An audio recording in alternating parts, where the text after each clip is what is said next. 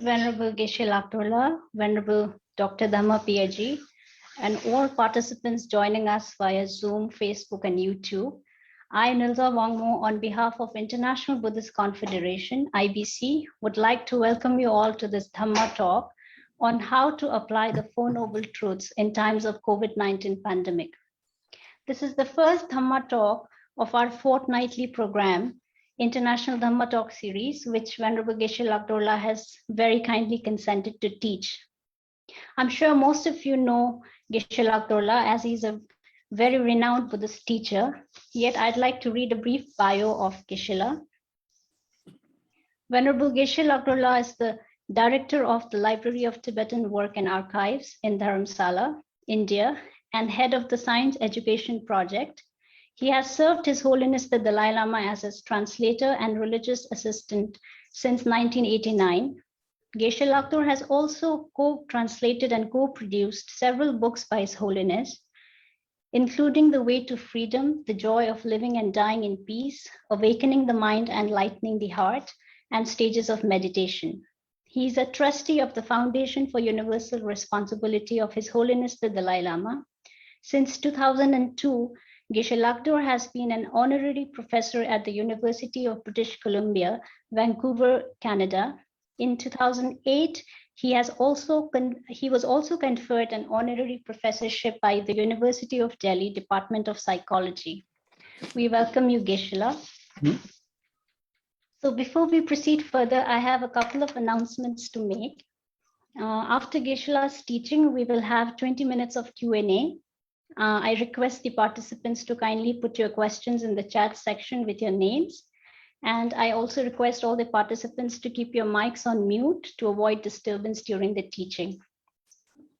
So now may I request Venerable Dr. Dhamma PhD, Secretary General IBC, to kindly give the opening remarks and welcome our very dear teacher, Venerable Geshe Lhakdor. Venerable Dhamma PhD.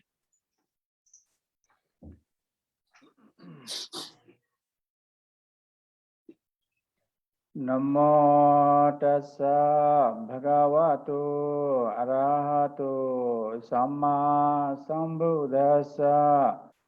Namo tassa bhagavato arahato samma sambuddhassa.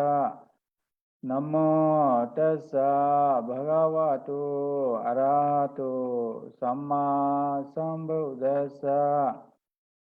Buddhang saranang gacchami, Dhammang saranang gacchami, Sanghang saranang gacchami, Dudiyampi tatiyampi, Buddhang saranang gacchami, Dhammang saranang gacchami, Sanghang saranang gacchami, Dukkha petaca nidukha, Bhaya petaca nibhaya, Shoka petaca nisoka, Antu sabhe pipanino.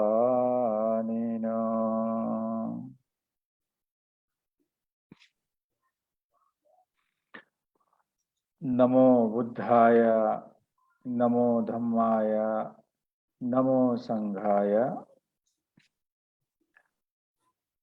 Greetings from IBC to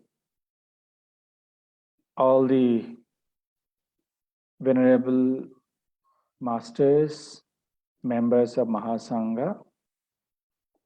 I take this opportunity and the honor to welcome Most Venerable Geshe Lhakdor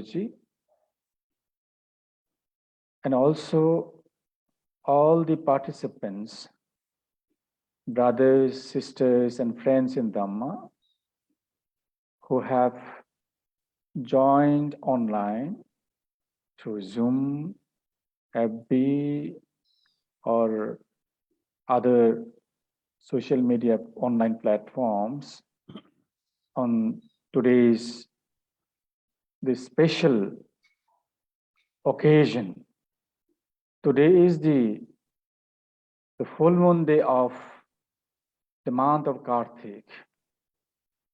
After Pravarana Poornima, today is the Kartiki Poornima in the lunar calendar. It's a very auspicious Poornima. So we decided to launch International Dhamma Talk Series, the IBC International Dhamma Talk Series, today on the auspicious full moon day of Kartik. We are honored to have very prominent and eminent speaker, Most Venerable Geshe Lhakdor, as our MC has already introduced. The question here is, why this Dhamma Talk series? The Buddha has said, Sabbadhanam Dhammadhanam Janati, Sabbarasam Dhammarasam Janati, Tanakhayu Sabbadukho Janati. Among all gifts and donations and charity, the gift of the Dhamma is the highest. The gift of Dhamma is the highest.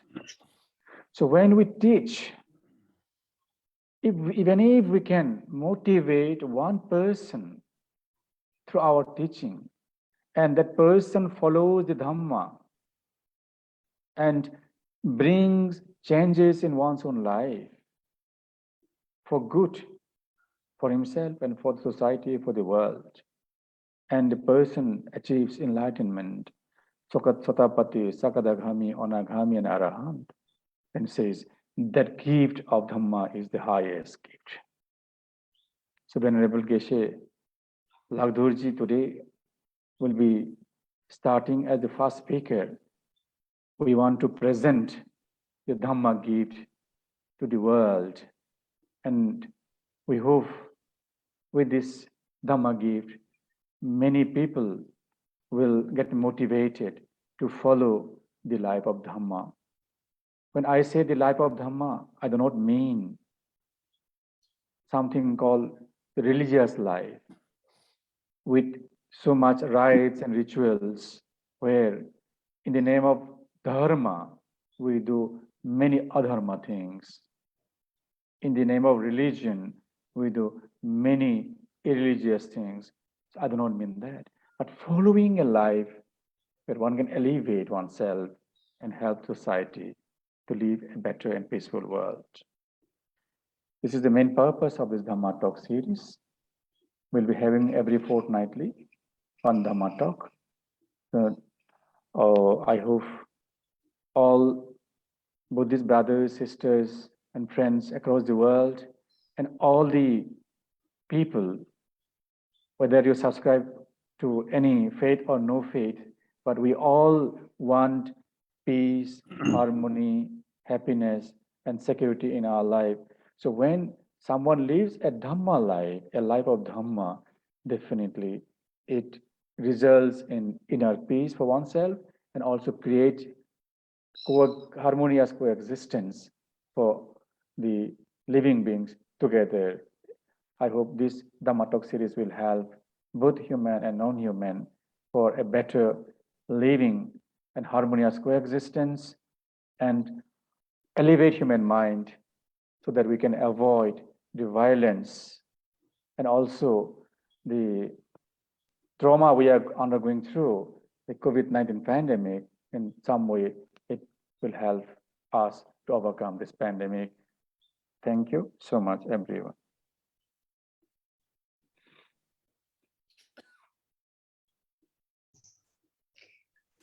Thank you, Venerable Dr. Dhamma Piyaji.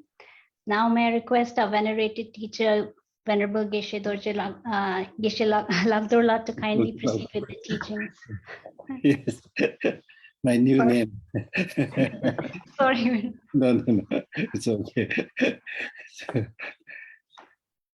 So thank you, Venerable Dr. Dhammapiya, Secretary General IBC, for this brief and sweet introduction, and Nilsa Wangmula for doing the MC. As has already been introduced, the word Dharma that we use here doesn't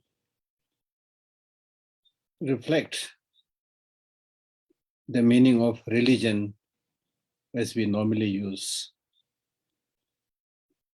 From a wider connotation and perspective, Dhamma basically means law of nature.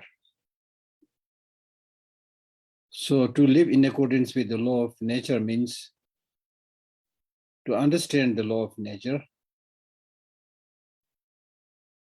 and living in accordance with the law of nature is, I think, called Dharma practice. So Dharma practice is not necessarily to get oneself confined in a temple or isolate oneself in a cave. There are different techniques, but the main thing is changing one's attitude. In Tibetan, we call it chö, which means transform and change.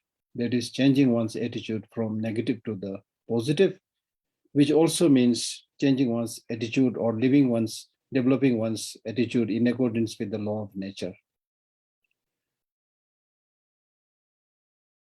Much of the problem that we are facing today, or problems that we have been facing for many generations,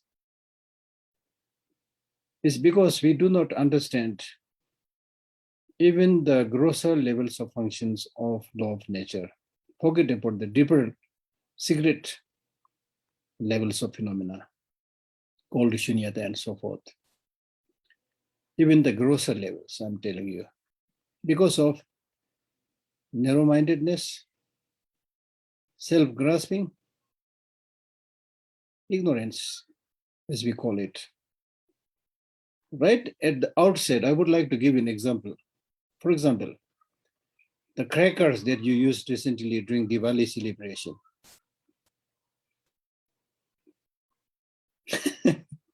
we should really by now know how much pollution is created, how much pollution is already there, and how much additional pollution is going to be created by using all these crackers. Those happenings are right under our nose, and still how many people take cognizance of it, and how many people take the responsibility to reduce pollution just for few minutes or few hours fun of watching the crackers exploding and things like that. We really act like a innocent, uneducated little child, you know. So that's the problem. We just keep on going for pleasures. We are pleasure-seeking animals. That's how we inherited our our life from the ancestors. That used, in the original sense, it used to be animals. So we still have that animal instinct, animal mentality, and therefore, without much thinking, we go for immediate pleasures.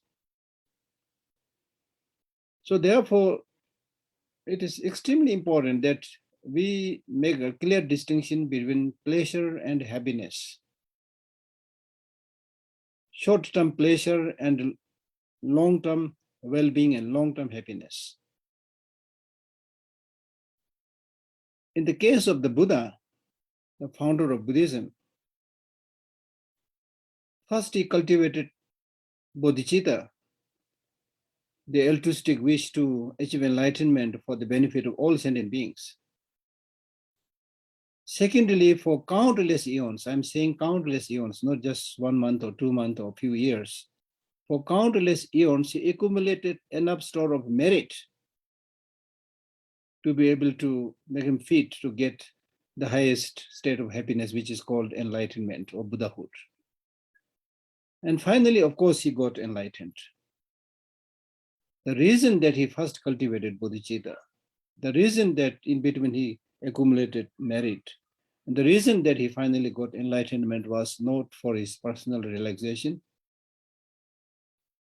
or rest, but to help the suffering sentient beings. I'm using the word sentient beings, not just human beings. Now, if you look at the nature of sentient beings, including human beings, in the case of human beings, it is much more evident, much more clear. Now, let us take the example of today's life. The non-stop running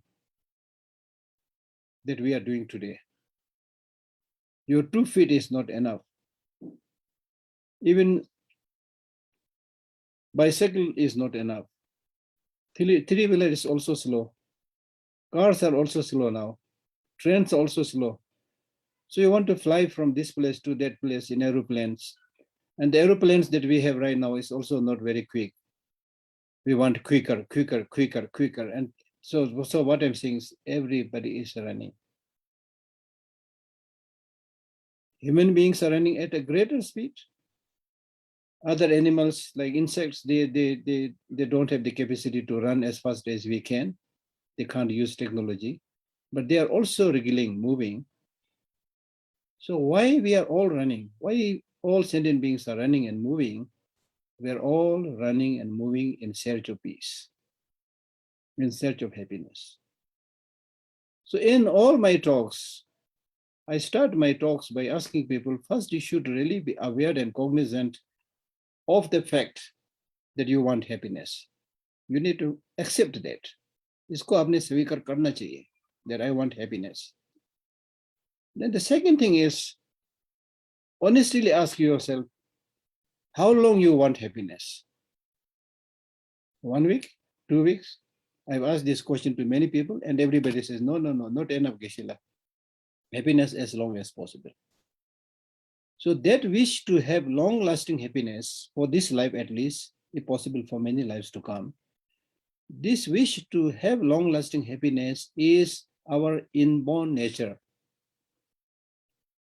That is actually good news. Your inborn nature saying that I want long-lasting happiness actually indicates that you have the capacity and possibility to achieve that long-lasting happiness. In Buddhism, we call it Buddhahood, enlightenment. We have that capacity. But unfortunately, we don't seldom recognize that inborn yearning, inborn inclination. We just, as I said already, we just go for simple pleasures. Day in and day out, we go for simple pleasures and do all this non-stop running.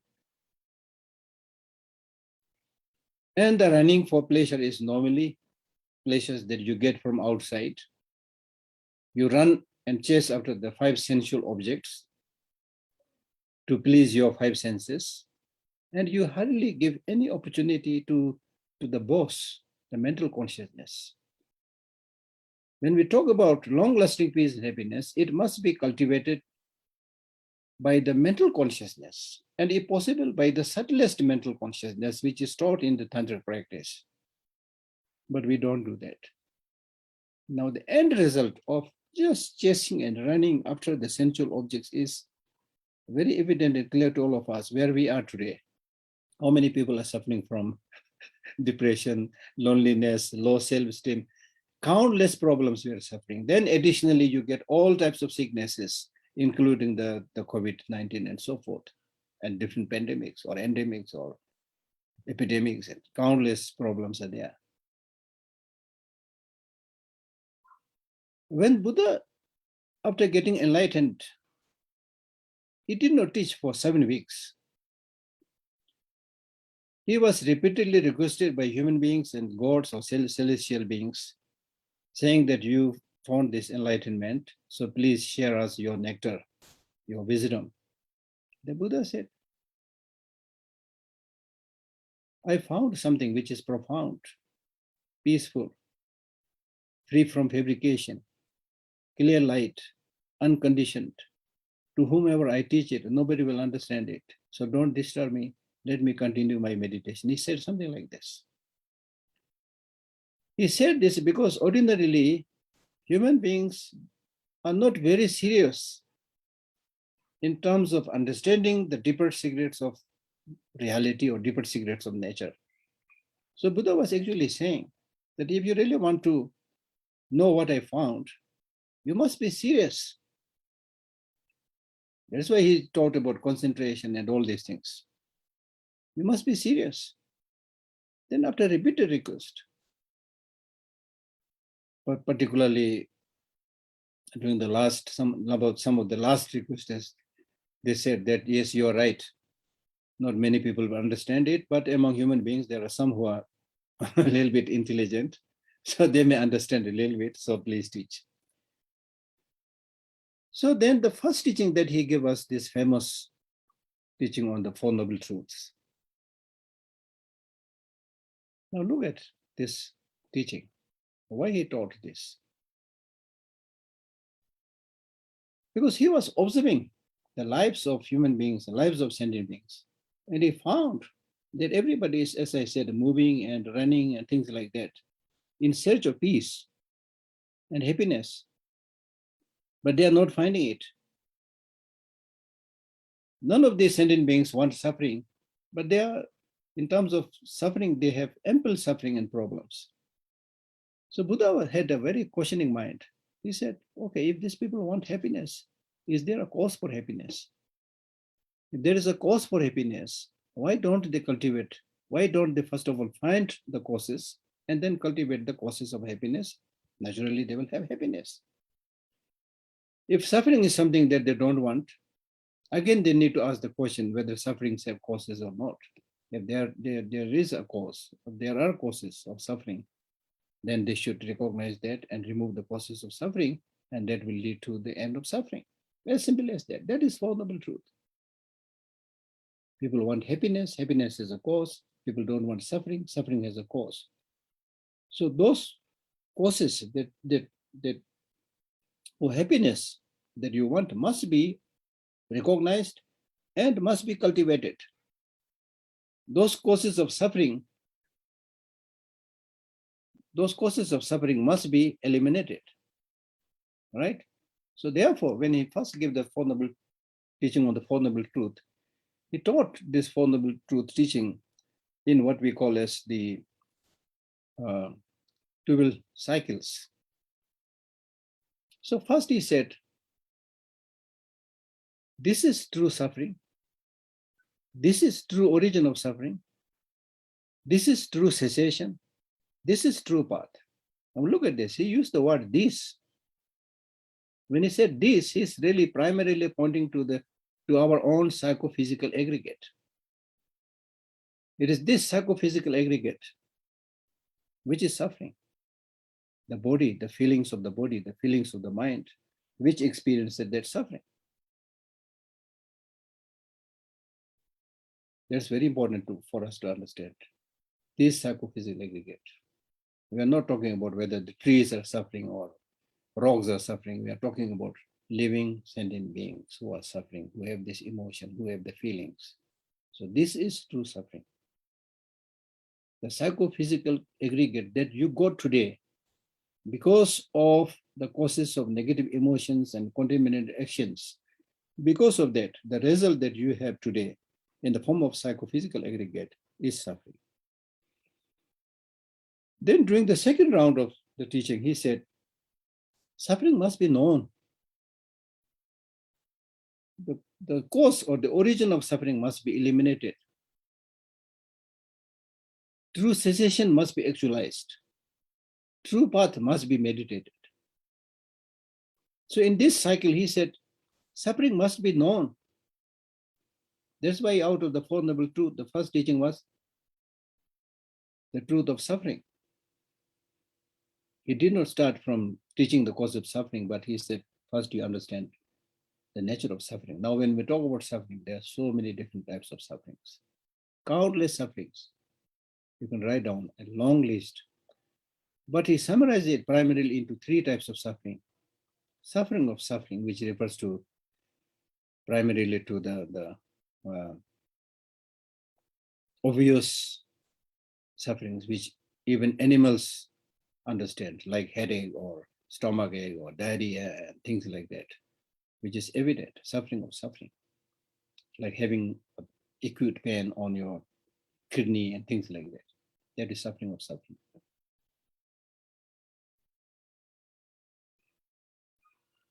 Suffering of suffering basically means feeling of suffering. Second, now all of us have some understanding about this first level of suffering. But I'm not saying we are good here. Like, for example, take the example of somebody who is addicted to eating chocolate. Okay? Then by consuming too much chocolate, if that person becomes sick, not well, still he wanted to please his tongue, and again he will use chocolate again and again, just like the Diwali cracker, as I mentioned already.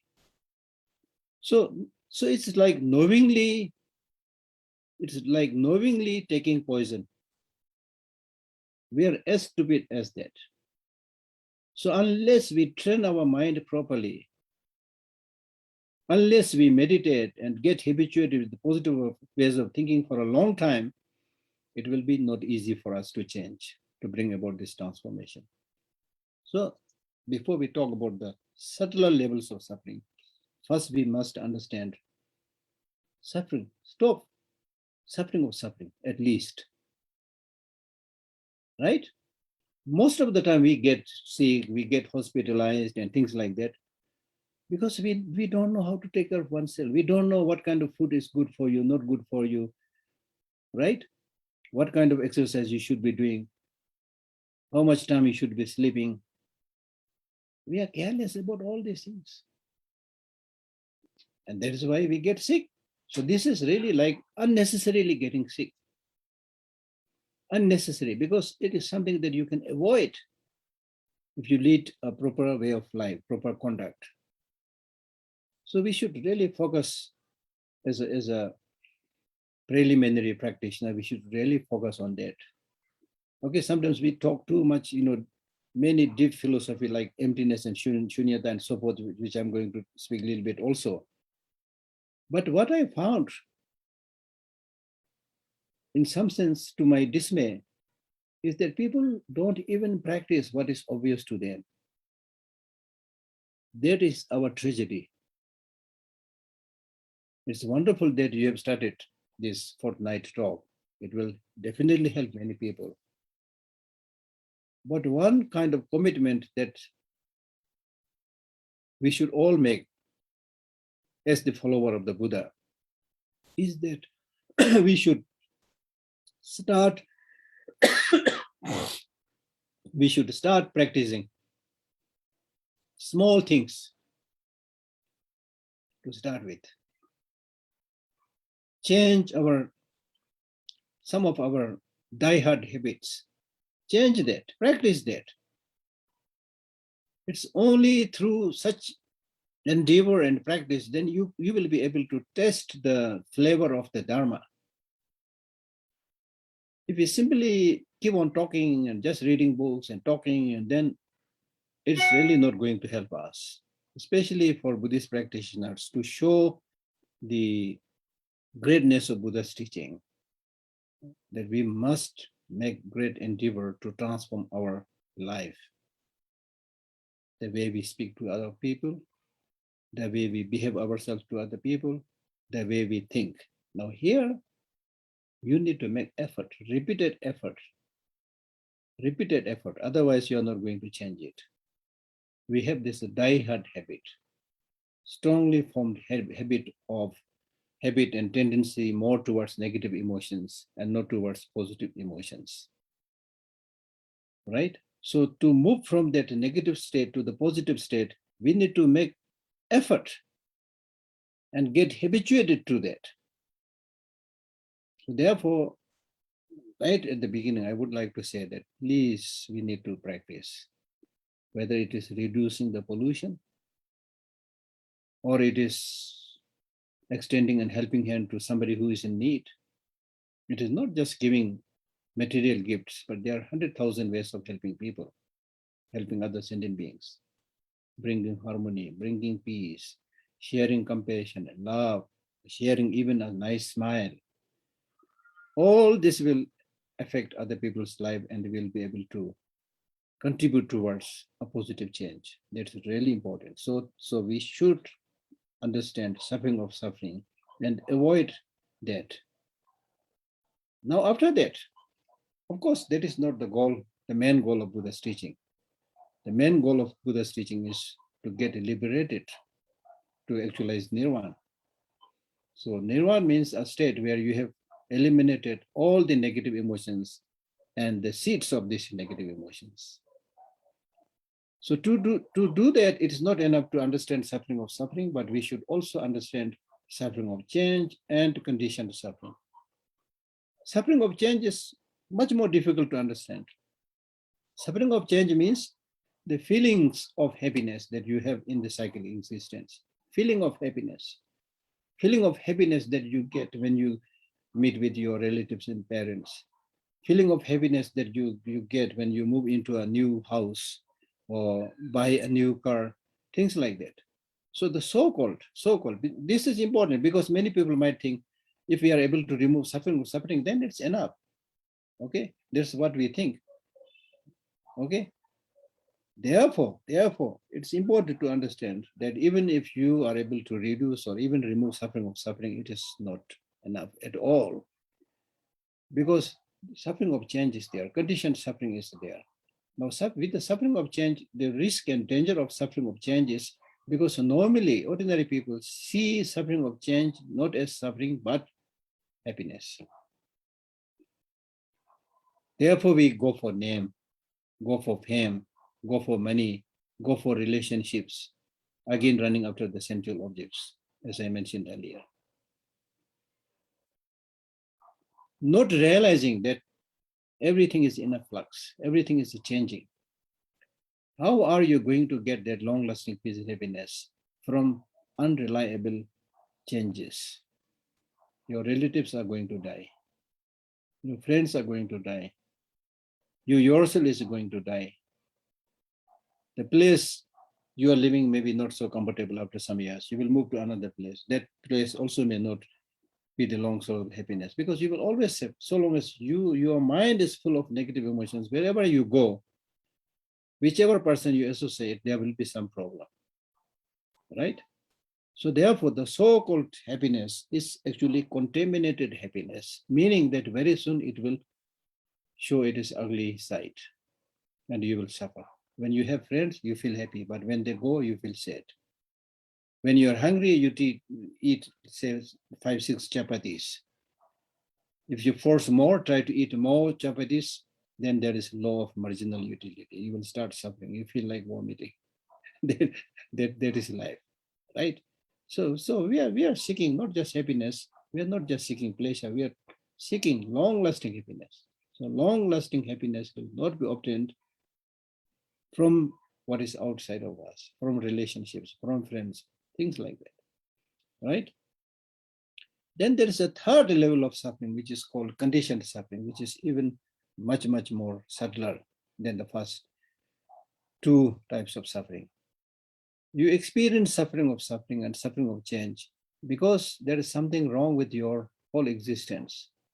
Wrong means your very psychophysical aggregate that you have is a result of contaminated actions and negative emotions. So from an unvirtue cause,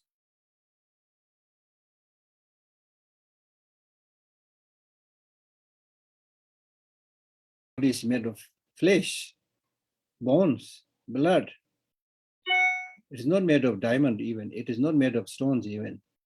So it is fragile. It is susceptible. So don't be surprised. Don't be surprised when you get sick. And on top of it is given nature, our mind is also polluted by negative emotions. We don't know how to handle carefully our body, our mind, and we become additionally sick, right?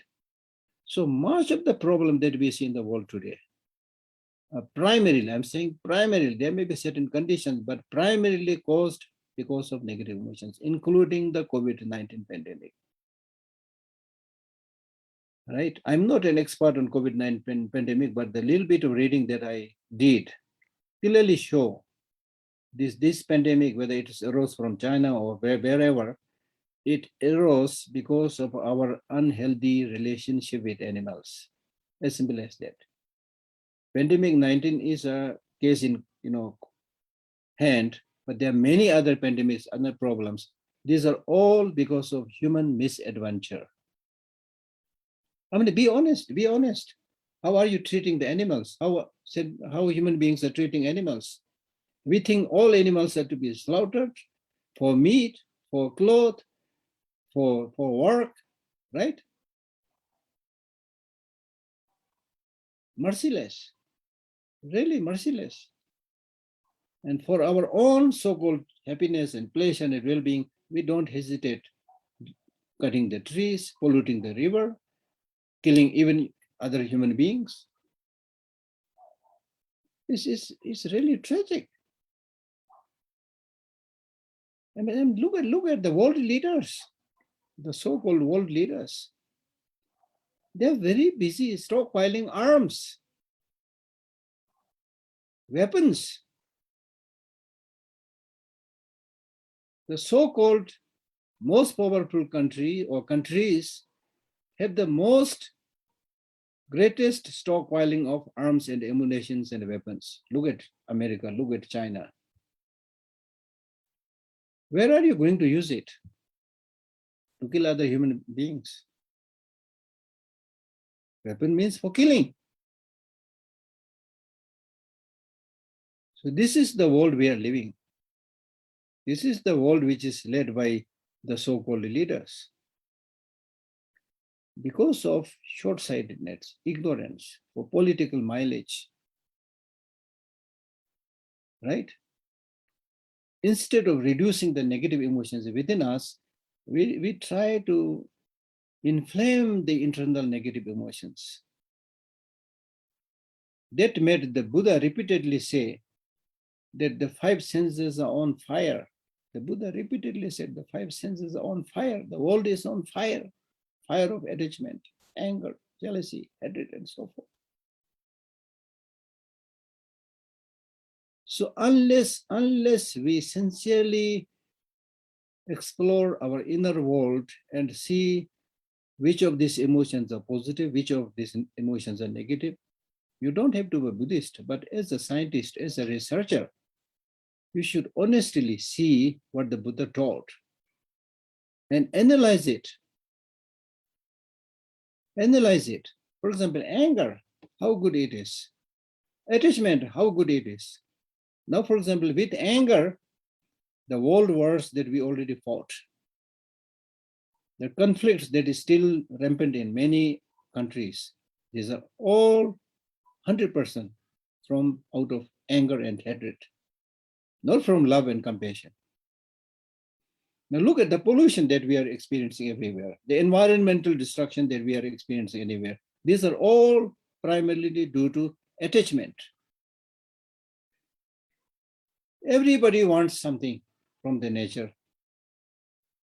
In the name of so-called development, we don't hesitate to pollute the river, don't hesitate to exploit the mineral resources, so much so that we are desertifying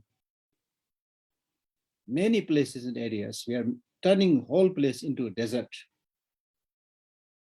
right? But if you honestly look at the nature, be it the forest, be it the mineral resources, be it the water, they are physical resources. Anything that is physical by nature has a limitation. You cannot use them for limitless development. And the limitation we are already seeing, the environmental destruction that we've done so much, now it is almost reaching to the state of irreparable state, right? We do have conferences as was there recently, but how many people are really, how many countries are really implementing it, bringing about changes? It's horrifying. When you see the environmental degradation and destruction, it is much, much, much more harmful than the COVID-19. COVID-19 created a very unfortunate situation, but still we came up with some vaccinations. So things are getting better, luckily. But how are you going to solve the environmental crisis? We are already facing it. And I am sad to say that we might reach a state where we cannot restore the climate or environmental destruction. If that happens, if you have shortage of water to drink, that's the end of the story. There's no vaccination to suddenly increase the volume of water or tree and so forth. So this is a very serious life and death question. So as was taught by the Buddha when he was teaching this Four Noble Truth, that all the sufferings problems arise from the cause. And the cause primarily is human misadventure, human desire, attachment,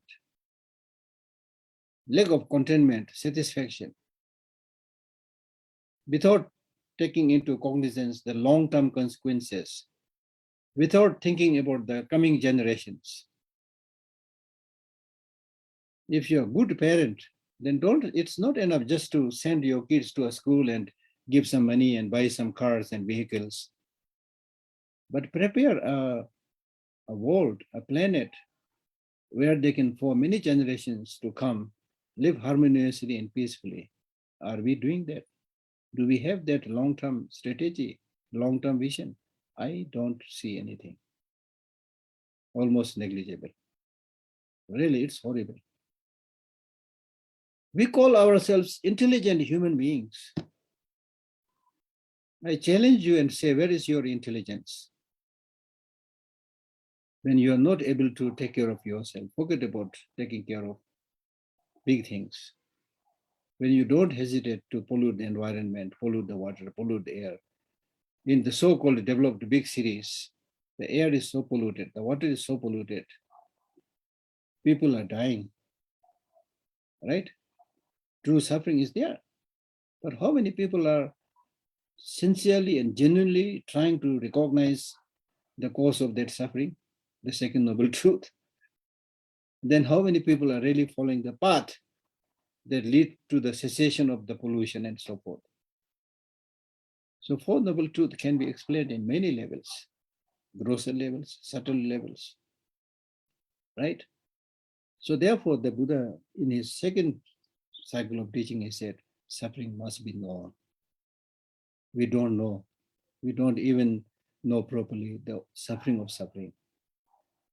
So the Buddha was saying, no suffering of suffering, no suffering of change, and especially no the conditioned suffering. It is only after removing the conditioned suffering you will achieve liberation and nirvana. Not just by understanding the first two levels of suffering. In a way, it is very simple. These days, some people come to me and ask me, Geshe, life is so complex. How can I live a, what should be the objective of my life? People come and ask me these questions. Just a few days back, one person came and asked me these questions. And I had these questions many times from other people. I said, look, you can make it very complex and you can make it also very simple. What is the objective of your life? Objective of your life, your main objective of your life is not marrying and producing children. To make babies. You're not here just to make babies.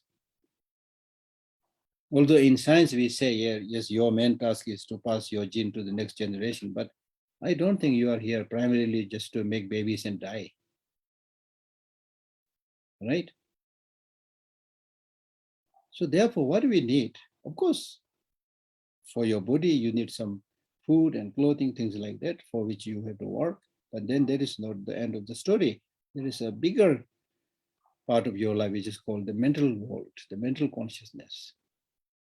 And the food for that mental consciousness is proper thinking, right mental outlook, a mental outlook which is in accordance with the law of nature. Now, when I say law of nature, what does it mean? Law of nature is interdependent.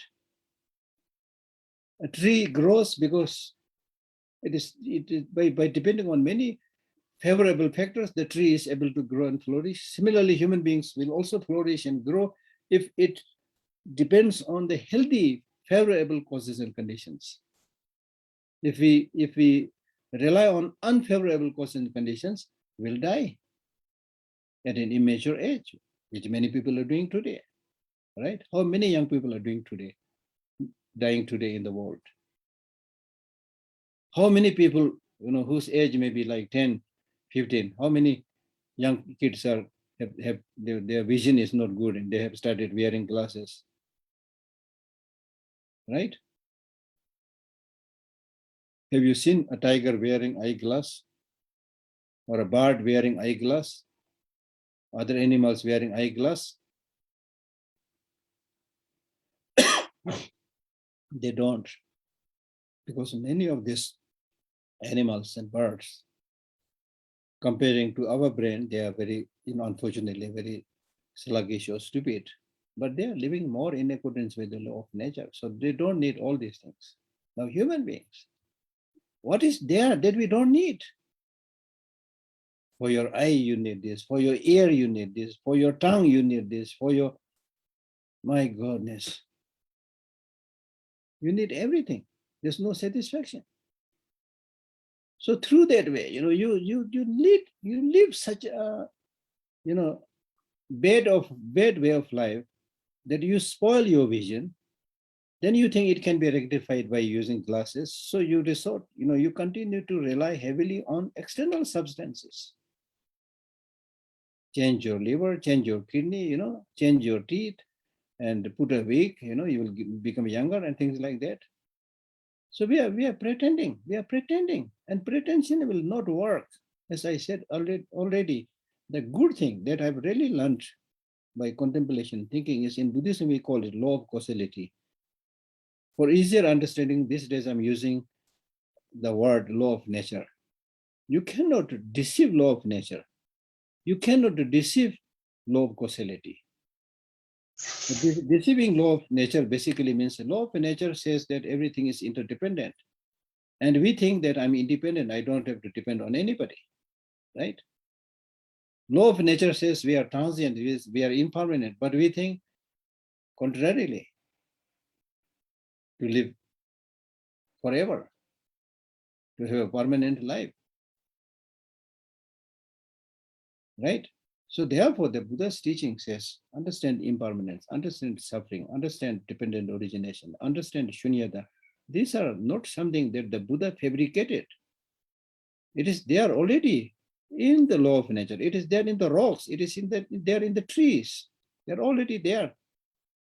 So only an enlightened being like Buddha have that capacity to see that deeper reality.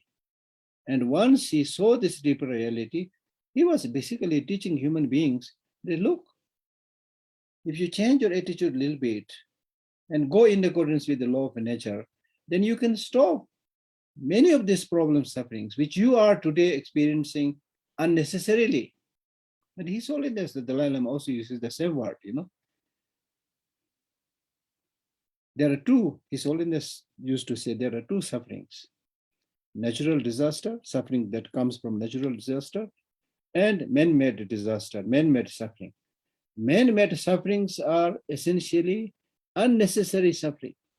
So now you can see, we are unnecessarily creating suffering upon yourself, upon other people, upon other animals, because of your ignorance, because of your arrogance, because of your short-sightedness. So we can change that destructive negative attitude through following the Buddha's teaching and by relating it to your own personal experience. So therefore, the Buddha was repeatedly saying, no true suffering, know the origin of suffering. Now, all these diverse types of suffering, their origin, their cause is negative emotion and contaminated actions. The wrong actions that we take, like killing, sexual misconduct, exploitation, telling lie, these are wrong actions. These wrong actions come because of negative emotions. Negative emotions also come because of ignorance. Now, ignorance here is not just lack of knowledge, but misconception of reality. Misconception of reality means reality is that something may be impermanent, but you tend to see it as permanent. Reality is that something may be having no independent existence, but you tend to see it having independent existence. So because of this, you go in the wrong direction. That is why we use the word Buddha or fully enlightened as an epithet to call the Buddha, the fully enlightened one, which also means that we are not enlightened. So all these unenlightened activities that we do leads to many of these unnecessary sufferings.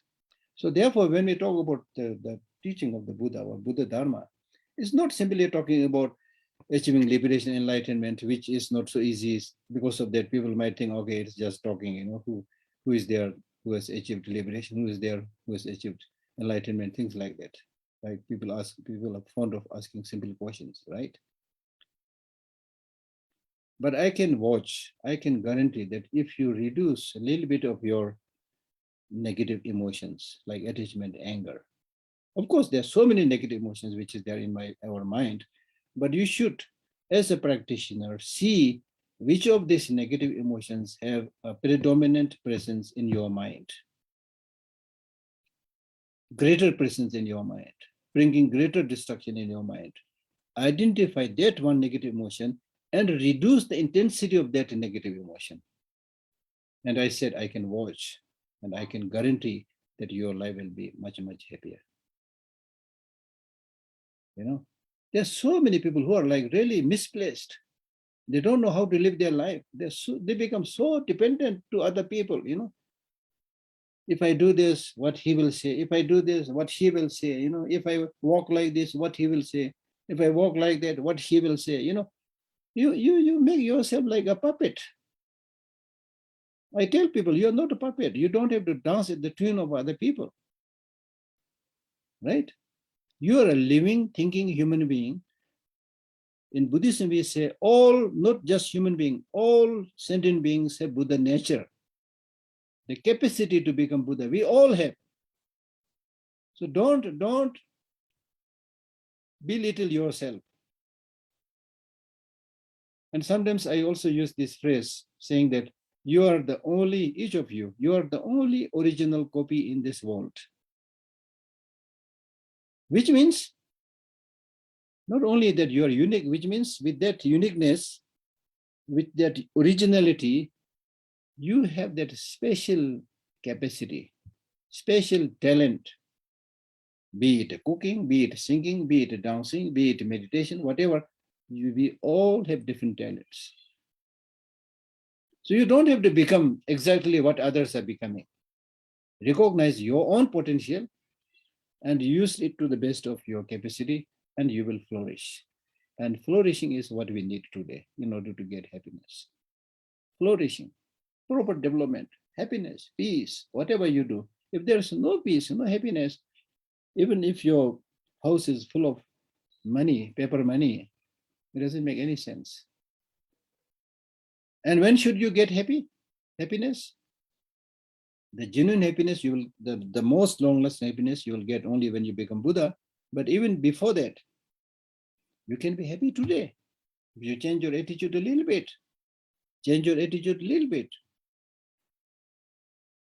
right?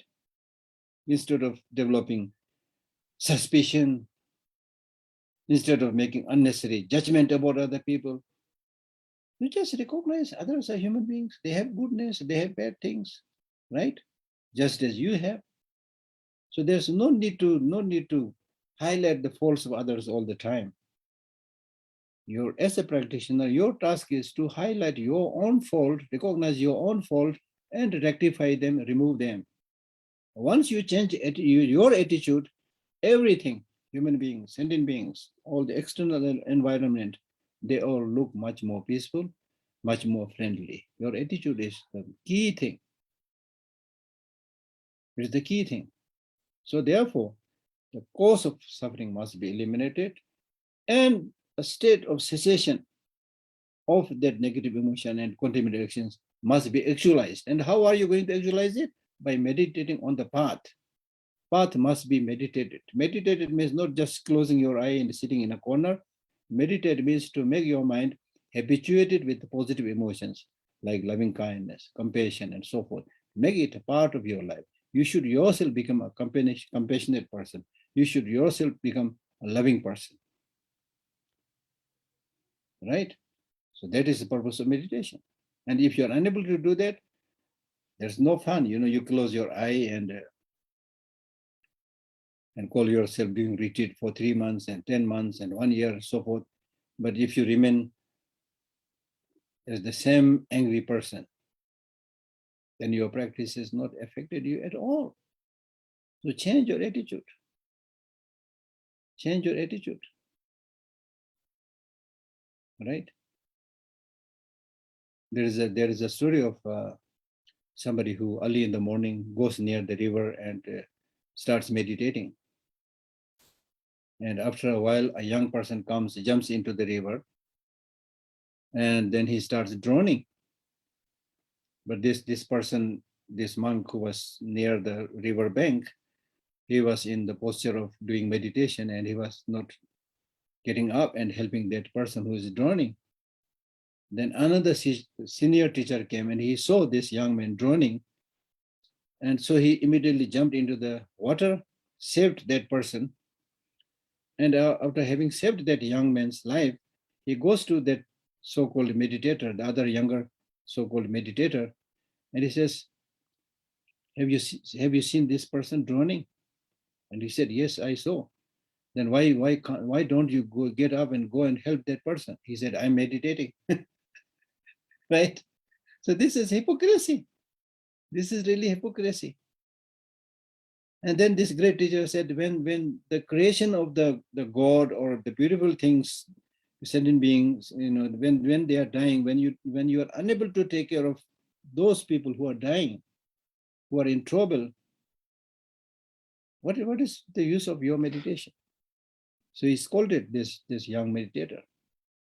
So it is like that. We just, as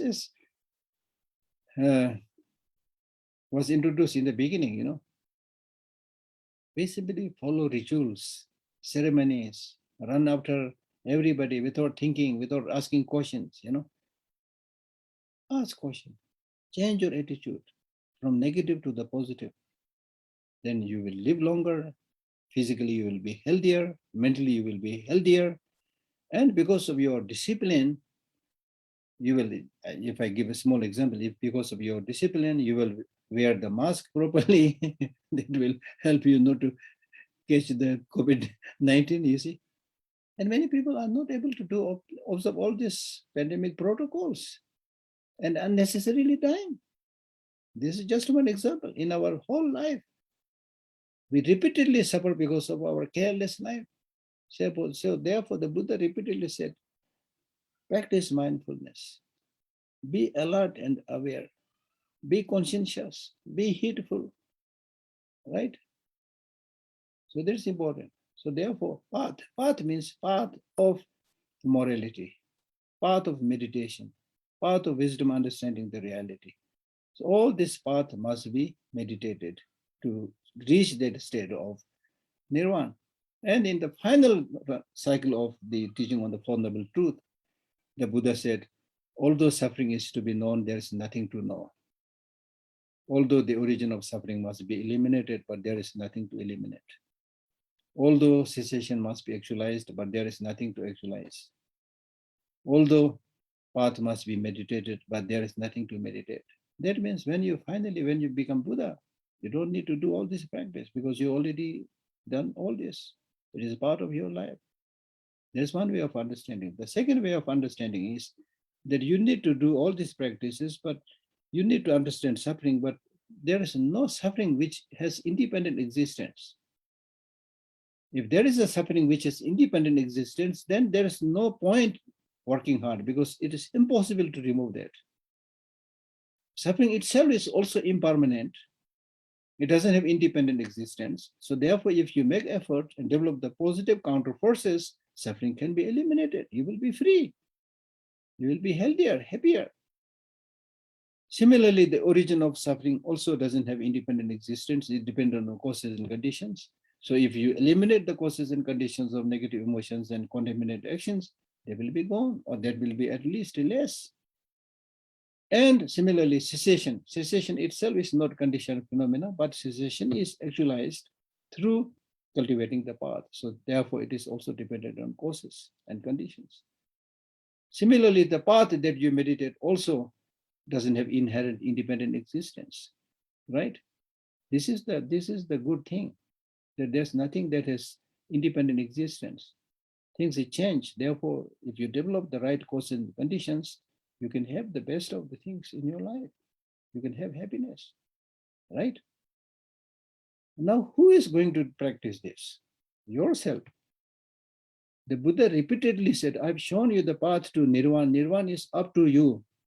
And the Buddha said, I'm like your class teacher. I may be a very highly qualified teacher, but with my knowledge, the only thing I can do is I can explain, I can teach you. But whether you do homework, whether you pass or not, is not dependent on me. It is dependent upon you, right? As simple as that. As simple as that. So when we encounter problems and difficulties, we should really acknowledge that much of it is my own problem, right?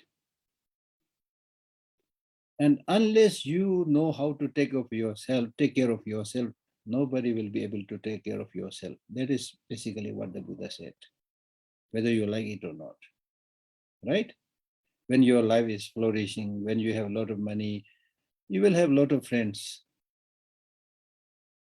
okay? When you die, nobody can come with you. When you came into this world also, nobody came with you. You need to understand this. How can you be free by exploring your inner riches? It's basically as simple as that. If you change your mental attitude and perspective, you will be very happy. Even when there is so-called suffering, still you can be happy. Because it is your mental perspective, how you see things. Some of the great Tibetan teachers, they used to, when they hear the word suffering, they used to laugh at this word suffering. They say, what do you mean by suffering?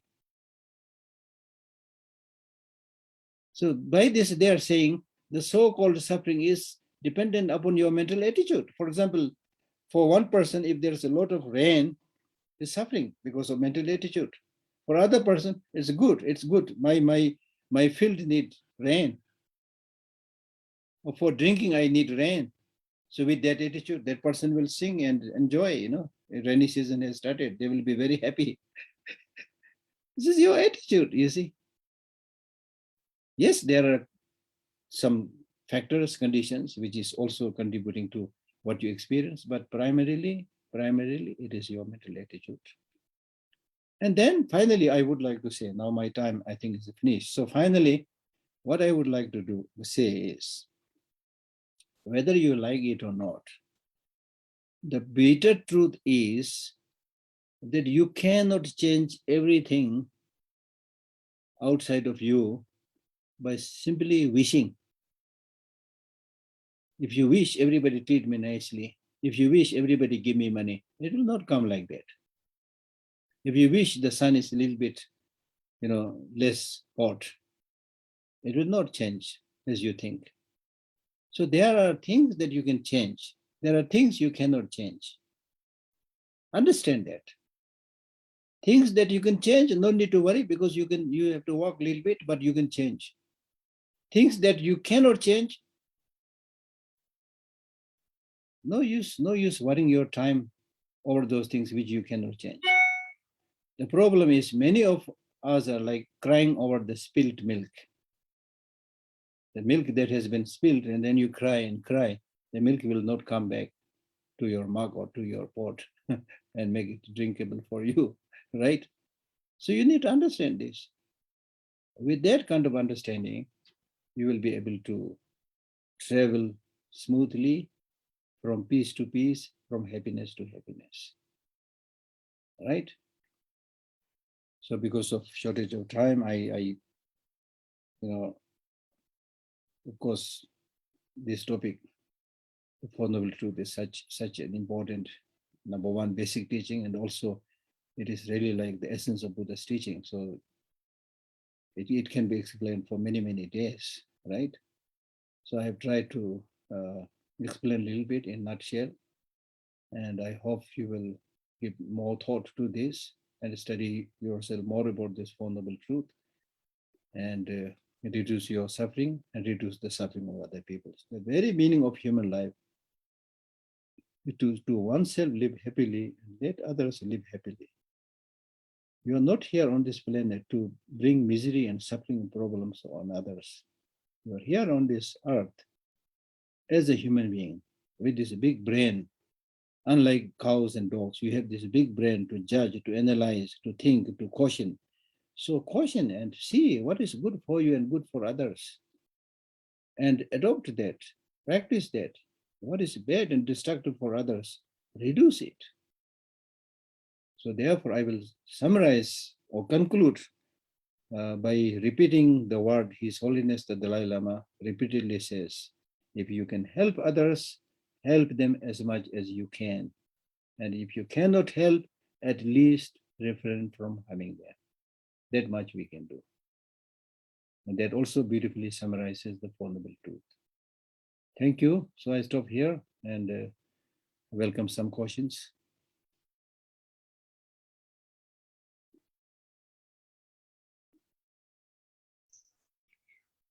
Thank you, Venerable Geshe Lhakdor. Thank you so much for your precious teaching. Now, since we do not see questions in the chat box, I can see one hand raised. Somebody, Android, can you please introduce yourself and ask the question?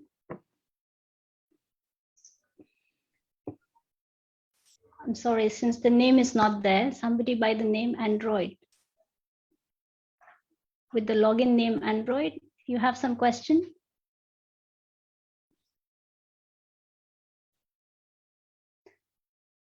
Okay, in the meantime, is there anybody else who would like to ask Venerable Geshe Lhakdor any questions?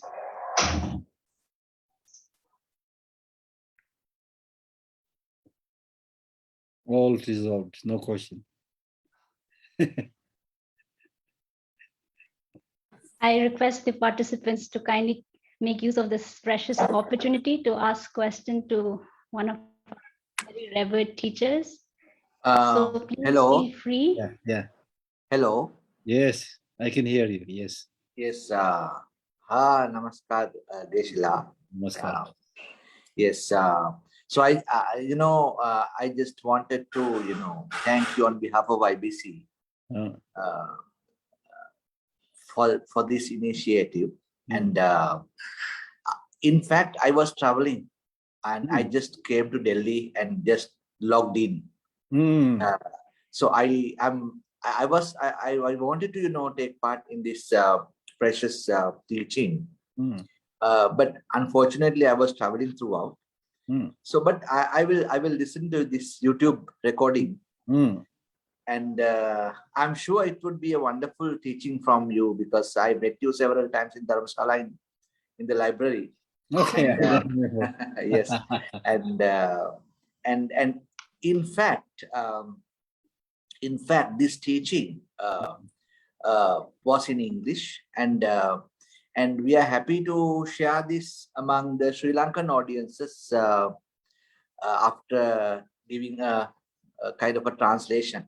And so I transfer merit to you for your wonderful sharing of Dhamma.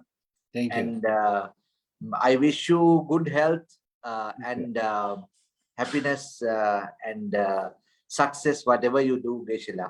Thank you. Thank you very much. I'm happy to see you again soon. Thank you. Thank you. Maybe in Dharamshala. Yeah. Okay. Thank you. Yeah. Or maybe may I come in? So I could see there is a question asking any e-certificate providing in this program. Somebody has asked. I understand those who have registered and have joined, probably we can issue that participation certificate if there is, but it has to be registered. Any other question? Any other question from the audience? Please raise your hands. You would. Yeah, we have Saheli. Okay. Pranam Geshe La. Pranam, how are you? I just came back from Mexico. Acha, okay. So just came back. So my question is, it's not not a definite question. It's kind of observation I am having, and regarding that, I'm asking this thing. As you mentioned, that there are some things that you can't change. Exactly. But there are few Buddhist schools, other schools and other school of thoughts. They are kind of, I have attended few of their sessions just to see what their philosophies are all about. And in that case, they are claiming that it's not true. Buddha himself told that you can change everything by chanting or by doing the prayer. But as per my understanding, since I am attending these classes here in Mahayana practices since last few years, I haven't go through such kind of sutras or teaching so far. But they are claiming, on the other hand, other school of thoughts, they are claiming no, Buddha had done. As per my limited knowledge, so how, as a layman, how one can understand the differentiation between the two, whether you can cause according whatever right now, whatever the knowledge or whatever the information I got, that according to the law of nature, you can't change everything, and some, in other hand, they are claiming that you can change. So how a layman can differentiate between the two and can go for the right path? Yeah, this can be related to long-term change and short-term change. Okay. Because in the long run, if you purify yourself and finally get completely enlightened, then of course you have changed everything. So that way you can change. Okay, when I say you can't change everything, for example, if you are somebody who is born without the two legs, how can you change that to make you have the two legs correct and perfect, right? That is not possible in this life, right? You can put some artificial legs and things like that, but you cannot replace that. Or suddenly, for example, the death of your parents. How are you going to change that and bring back their life? Now, if you read, as you mentioned, that yes, in some of the teachings and sutras, they say, there are statements saying that if you recite this mantra, you know, the negative things that you've accumulated for countless eons will be purified. These are simply ways of saying. These are simply ways of saying. This is the interpretative level, not the ultimate teaching. It should be interpreted, meaning that this recitation of mantra will have a lot of impact. That is the meaning. It's not saying that you just recite one mantra, then it's very easy. If that is the case, then it's very easy. Recite this mantra and be happy and become a millionaire. Yeah, actually was they are claiming like this. No. That is misinterpretation. That's misinterpretation. Okay. It simply means it will have its good impact, you know. Then also how much impact this recitation of mantra of Tara and so forth will have is dependent upon how sincere you are as a practitioner, you know, how pure is your mind, what is the karmic connection between you and that deity. So many things are dependent, you know. It's not like everybody recite the mantra and have the same efficacy. It's not like that. Just like same medicine, for different people, there will be different effect because of their bodily, constituency and things like that. Okay, so you should clearly understand the interpretative level of teaching and ultimate level of teaching. That's why Buddha gave different levels of teaching. Okay, depending upon how much people are able to digest. Okay. Okay. Yeah. Thank you. Thank you. Thank you so much. Thank you. Thank you, Saheli. Is there anybody else who'd like to ask a question?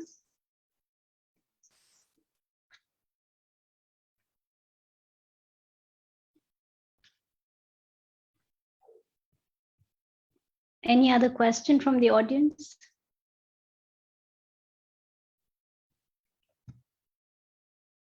All problems are resolved. No question. Okay, in that case, Geshe-la, I'll ask a question. Okay. Okay. So Geshe-la, my question is on the Bodhisattva practice. Yes. Could you please say something about how to develop courage in the practice of Bodhisattva practice? Because when you look around, there's so many challenges that walk you down, and this, like, you lose courage. So how do you constantly remind yourself? So I always tell people that in your practice in general, and especially in the Mahayana practice, there must be combination of head and heart. Heart means loving kindness, compassion, bodhicitta.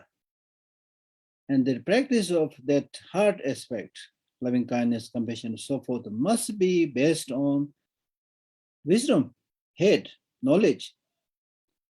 Now, knowledge means knowledge of the way things are, knowledge of the reality, how much you can do, how much you cannot do. Your motivation may be good. Your motivation is to help all sentient beings become Buddha. Their motivation, as far as motivation is concerned. But in real, practice, do you have that capacity to make them get enlightened soon? No, forget about making everybody get enlightened. It is difficult for you to help even 10 people. Sometimes the person who you sincerely help, instead of repaying the kindness, they will do all the bad things against you. So you might easily lose, get discouraged, right?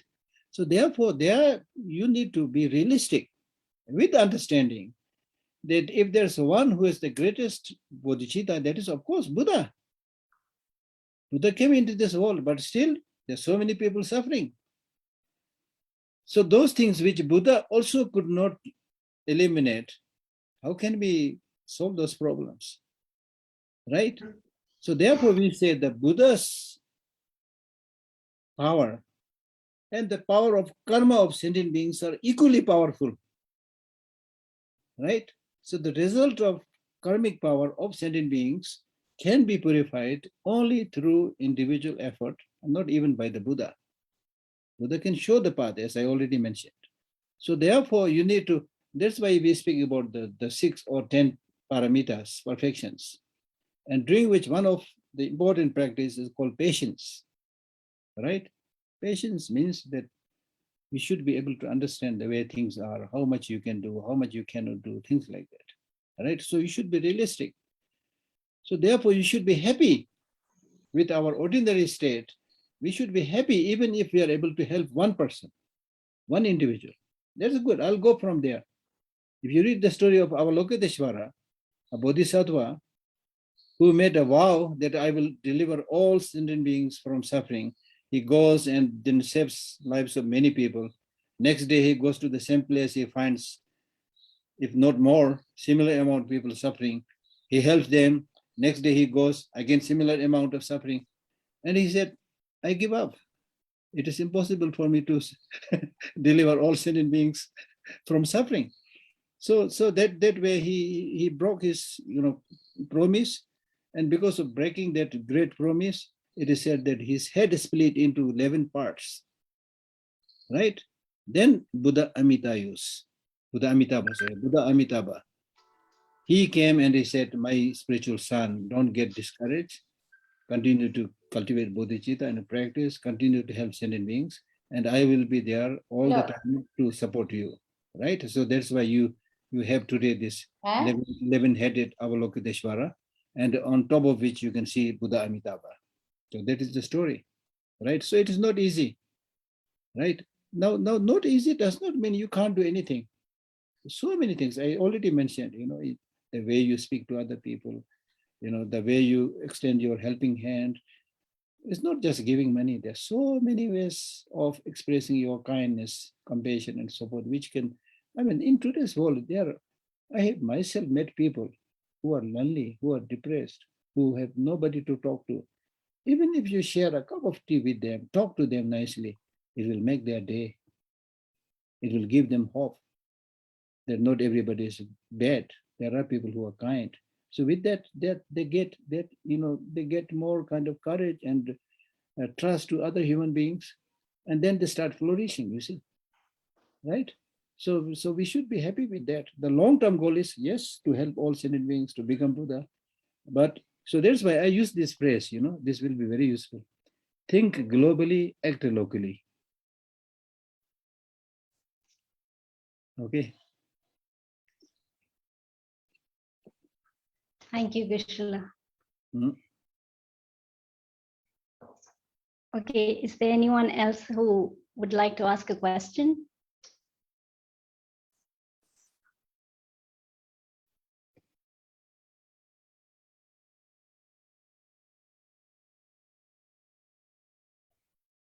Okay, so seems like there's no one. So now with this, let me thank on behalf of all the participants, IBC. Let me thank Venerable Geshe Lhakdor for his precious teachings. Mm-hmm. And it's such a great honor to start our Dhamma Talk series with Geshe-la's teachings. And in future, we expect Geshe-la to join us again and share his words of wisdom. And we also pray for Geshe-la's long life, healthy life, so that he can continue to give us teachings. And I would also like to thank all the participants who joined us via Zoom and online. And we are going to have these teachings fortnightly. So please stay updated. Please visit our website, ibcworld.org, to stay updated about our future events. And with this, since we are on time, we'll end today's precious Dharma teaching. And thank you, Geshe-la. Thank you, all the participants. Have a very good evening. Bye-bye. Thank you. Bye-bye. Thank you.